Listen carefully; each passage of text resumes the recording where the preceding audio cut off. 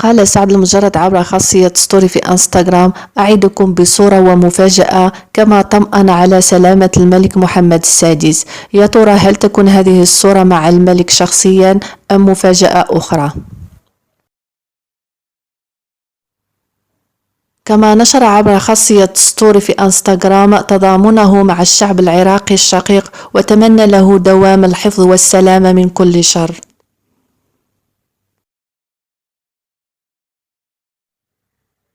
هذه قائمة الفنانين العرب الذين أعلنوا تضامنهم مع الشعب العراقي الشقيق، كما أن الفنان عاصي الحلاني خصص أغنية خاصة للشعب العراقي وللعراق.